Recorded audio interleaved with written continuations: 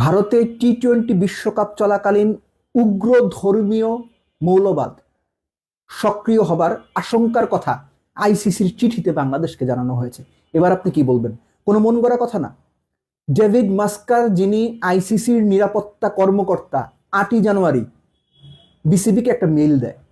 সেই মেইলে স্পষ্ট করে লেখা আছে, ভারতে বিশ্বকাপ চলাকালীন ধর্মীয় মৌলবাদ যদি সক্রিয় হয়ে ওঠে, তাহলে মুস্তাফিজ যদি দলে থাকে, তাহলে বাংলাদেশের রিস্ক বেড়ে যাবে। আর রিস্কের ব্যাপারটা কি?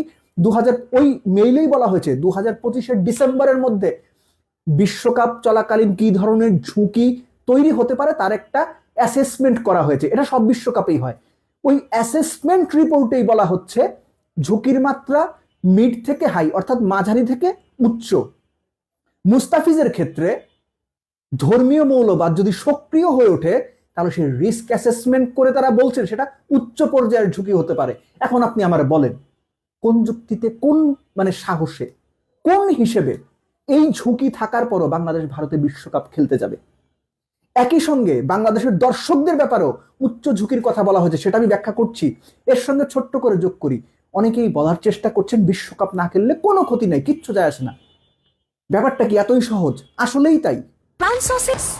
আসলেই তাই কিনা সেটা আমি ব্যাখ্যা করছি। তার আগে বলি, ডক্টর ডেভিড মাস্কারের ওই রিপোর্টেই বলা হয়েছে যে বাংলাদেশের ক্ষেত্রে এই ঝুঁকি কিংবা এই থ্রেট লেভেলটা একটু হাই, একটু না বেশ হাই, মাঝারি থেকে হাই। অন্যান্য দলের ক্ষেত্রে কিছু ক্ষেত্রে স্বাভাবিক, কিন্তু বাংলাদেশের ক্ষেত্রে হাই। বাংলাদেশের দর্শকরা যদি, অনেকবার এই আলোচনাটা হয়েছে, আমিও আলোচনা করেছি, বাংলাদেশের পতাকা নিয়ে জার্সি পরে খেলার মাঠে, বাইরে, দোকানে, রেস্টুরেন্টে, একা হাঁটে, 5 জন হাঁটে, তাদের যে রিস্ক কিংবা তাদের জন্য যে নিরাপত্তার ঝুঁকি তৈরি হবে, সেটা উচ্চ পর্যায়ের ঝুঁকি। এখন এত কিছু জানার পরে আইসিসির রিপোর্টেই যখন এই ঝুঁকির কথা বলা হচ্ছে, তখন আপনি হইলে কি ডিসিশন নিতেন? লেটস ধরেন আপনি একটা পরিবারের প্রধান, আপনার পরিবারের 20 জন মানুষ আছে, 5 জন মানুষ কোনো একটা জায়গায় আছে, ওই জায়গায় আপনার পরিবারের 5 জন গেলে এরকম ঝুঁকি হইতে পারে, আপনি পাঠাইতেন? ভাই, আমি তো পাঠাইতাম না, আপনি পাঠাইলে পাঠাইতে পারেন।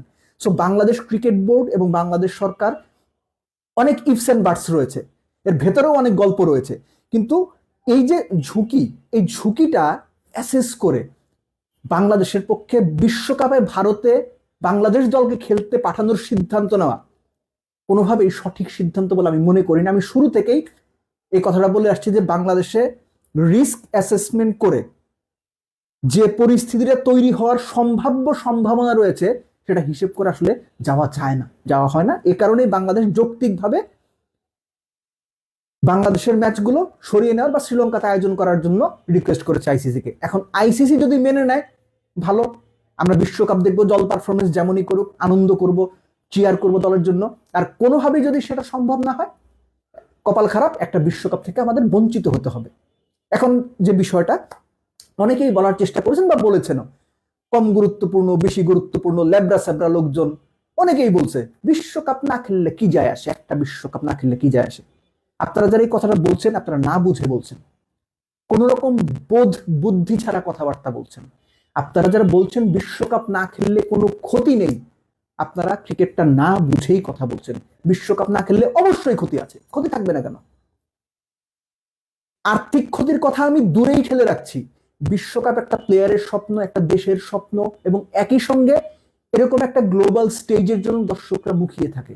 আমি আবার বলছি, টাকা পয়সার হিসেবে এখানে আমি আনছিই না। বিশ্বকাপ না খেললে রেভিনিউ হিসেবে বাংলাদেশ যেটা পাওয়ার কথা সেটা তো পাবে না, বাংলাদেশের ক্ষতি হবে।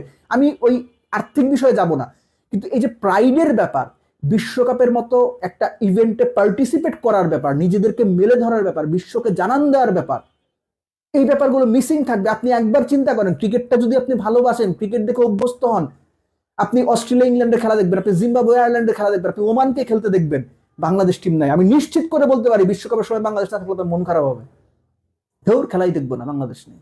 হবে এটা, বাংলাদেশ যদি খেলে আপনি অস্ট্রেলিয়া নিউজিল্যান্ডের ম্যাচ দেখার জন্য অপেক্ষা করবেন, বা ইন্ডিয়া পাকিস্তানের ম্যাচ, আরে আজকে আগে খাওয়া দাওয়া করে বসি। কিন্তু বাংলাদেশ না থাকলে এটা হবে না, আপনি নিজেও আনন্দ থেকে বঞ্চিত হবেন।